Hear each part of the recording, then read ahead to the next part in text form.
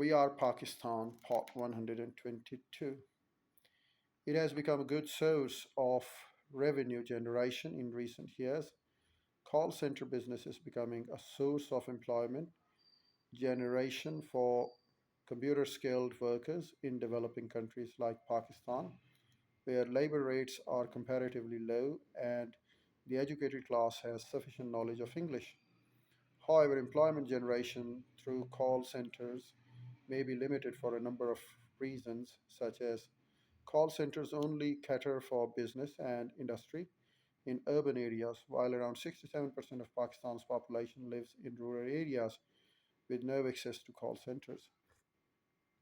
Call centers operate on computers, and very few workers are needed to operate the system, so large scale employment cannot be generated. Call centers use specialized computer software, so only computer skilled workers meet the employment criteria. The expansion of call center is closely linked to growth in business and industry.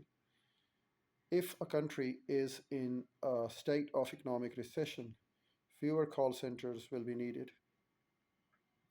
Urgently required call center agents. We offer flexible night shifts and part time evening shifts for students and working professionals.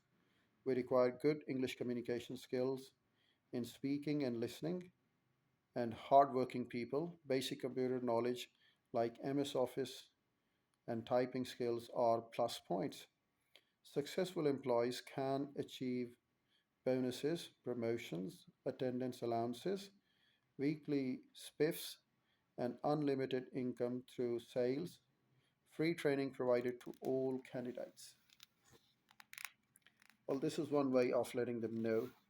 So, what we have done, we have specifically read all through this specific chapter where we have talked about the call centers, how the call centers can certainly change the Pakistan's uh, revenue generation.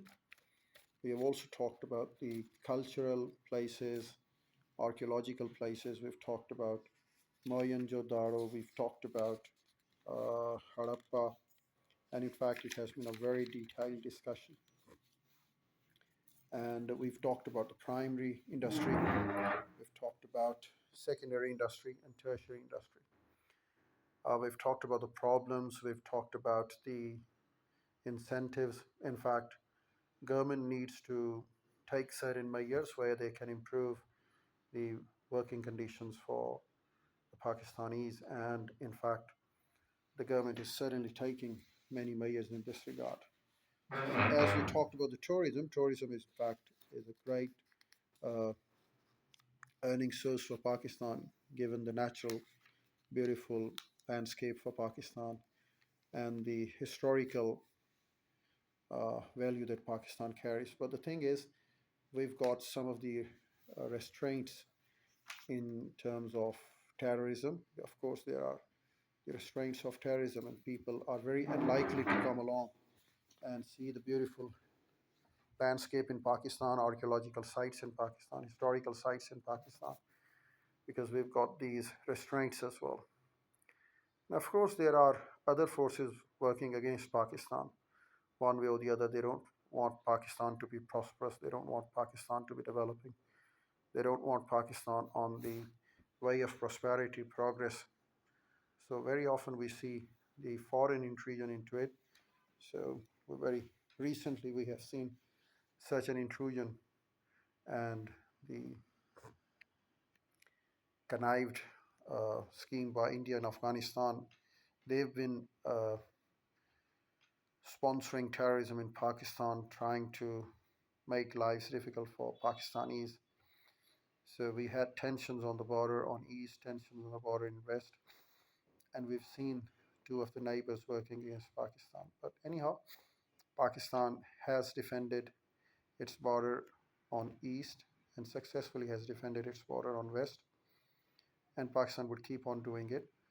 And of course, Pakistan has got the potential to deal with all the miscreants, and Pakistan would certainly do it. Pakistan will progress, will become a prosperous nation, a developed nation, a great nation of the world.